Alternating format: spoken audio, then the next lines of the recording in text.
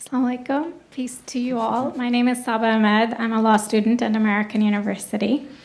I am here to ask you a simple question. I know that we portray Islam and all Muslims as bad, but there's 1.8 billion Muslim followers of Islam.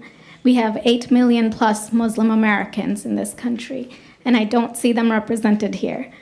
But my question is, how can we fight an ideological war with weapons? How can we ever end this war? The jihadist ideology that you talk about, it's an ideology. How can you ever win this thing if you don't address it ideologically?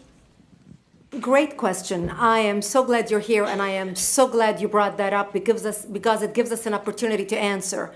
What I find so amazing is since the beginning of this panel, which we are here about Benghazi attack against our people, not one person mentioned Muslims. We are here against Islam, or we're launching war against Muslims. We are here to discuss how 4 Americans died and what our government is doing. We were not here to bash Muslims. You were the one who brought up the issue about most Muslims, not us. And since you brought it up, allow me to elaborate with my answer. There are 1.2 billion Muslims in the world today. Of course, not all of them are radicals. The majority of them are peaceful people. The radicals are estimated to be between 15 to 25%, according to all intelligence services around the world. That leaves 75% of them peaceful people. But when you look at 15 to 25% of the world Muslim population, you're looking at 180 million to 300 million people dedicated to the destruction of Western civilization. That is as big of the United States. So why should we worry about the radicals, 15 to 25%?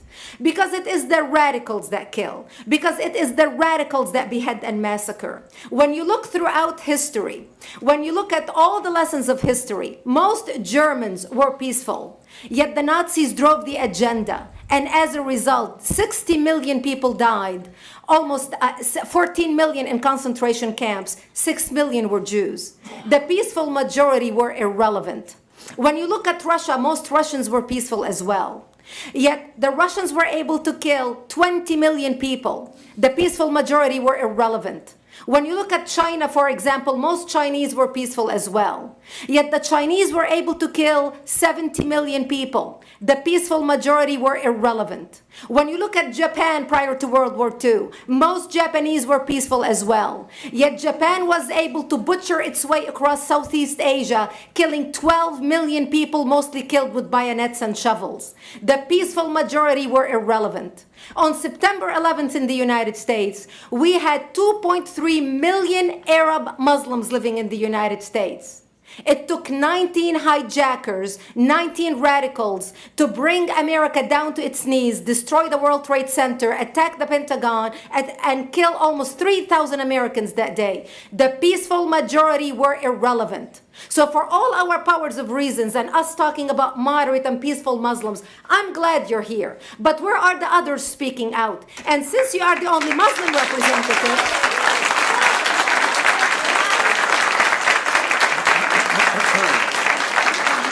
save the applause till the end.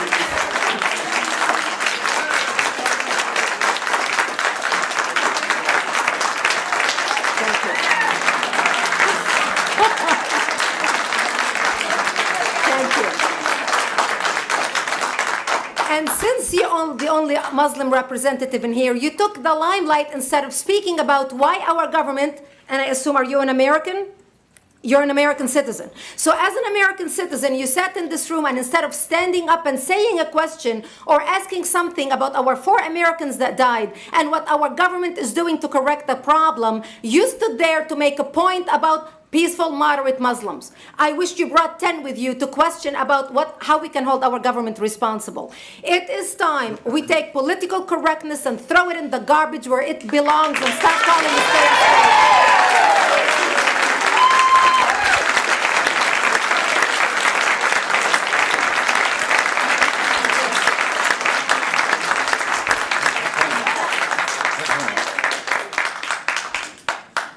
And there will be refreshments afterward. Did you want to respond to the think we're out of Yeah, I can't follow that. you had a follow-up that you'd, you go ahead. Comment. Thank you for your responses. And I do really hope that other Muslims will start showing up at these conservative forums. But, as a peaceful American Muslim, I would like to think that I'm not that irrelevant. I'm just as much an American, and I'm very deeply saddened about the lives that were lost in Libya. And I hope that we will find justice for their families. But I don't think that this war can ever be won by just the military. You have to you have to bring Muslims to the table to address this. I think So everyone thank you. agrees that it can't be won Everybody just agrees with militarily, and I think that everyone has said that. You So- tell me who the head of the Muslim peace movement is? I guess it's me right now, so thank you.